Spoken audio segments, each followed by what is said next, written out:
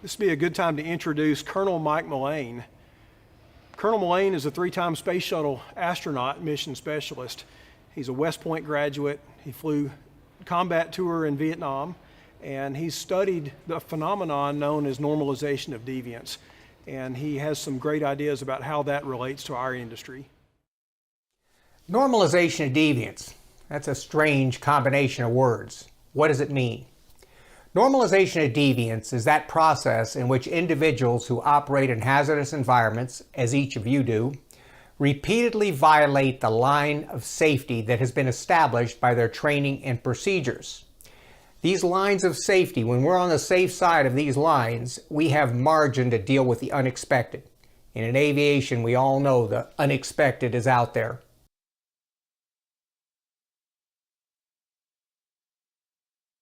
And what motivates people to step over these lines of safety?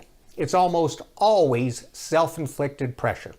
For example, you can rationalize that by operating at higher angles of attack and greater G-loads in your turns, you can finish one job quicker and get on to the next job. That will translate into more money at the end of the day. So that's exactly what you do. You successfully operate closer to the stall and end up finishing the jobs quicker and pocketing more money. All appears well. But what this success does is it opens the door to doing it again and again and again until that unsafe behavior is normalized into your air operations. Normalization of deviance. And in fact, you will, in all likelihood, use your success to justify pushing your line of safety deeper into unsafe territory, of eating away at the margin that line of safety has provided you, until at some point the unexpected occurs and you have no margin of safety to deal with it.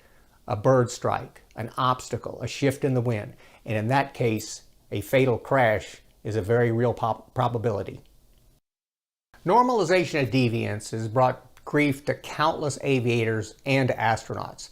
The 1986 Space Shuttle Challenger disaster, which killed 7 astronauts, including 4 of my astronaut classmates, was a result of a 4-year normalization of deviance process.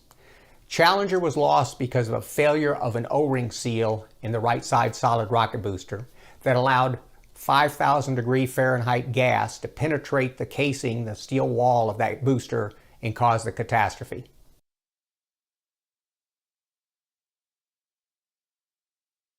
But this O-ring defect was first seen when the boosters were recovered from the second shuttle mission. Challenger was the 25th mission. So the obvious question is, why did flights continue with this known danger? And the answer, schedule pressure. The NASA contractor team was under immense schedule pressure to achieve an impossible goal of a mission approximately every 2 weeks. In other words, just as pressure can motivate you to accept more and more risk in your air operations, pressure motivated the NASA contractor team to accept more and more risk in their space shuttle operations.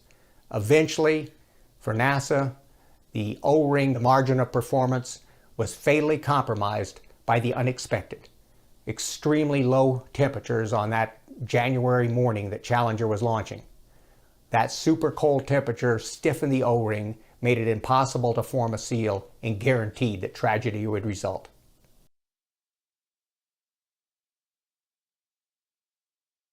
Challenger is a warning for all of us, and we should take to heart the lessons that can be learned from that tragedy, as well as the lessons that can be learned from the near misses and disasters that have occurred in your air industry.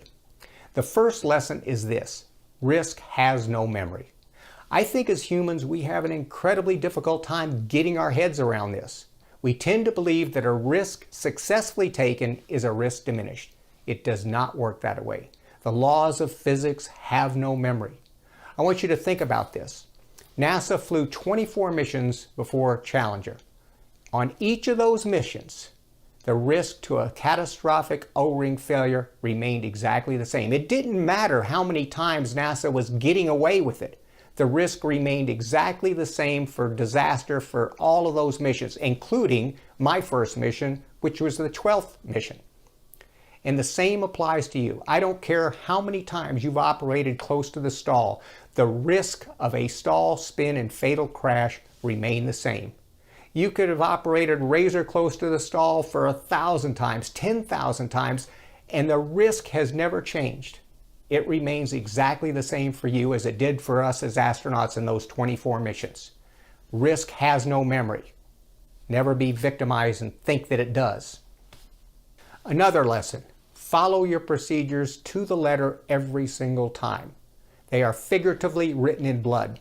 On the very first day of my aviation training in the Air Force, the instructor held up the checklist and said, "Gentlemen, this document is figuratively written in blood." He said, "You can go back in history and you will find crashes that occurred, crews died, lessons were learned, and these lessons have now been incorporated into these procedures to protect you. Follow your procedures." And the same applies to your procedures. They are certainly figuratively written in blood. You can go back in history and find where tragedy occurred and those lessons have been learned and put into your procedures to protect you. Follow your procedures every time to the letter.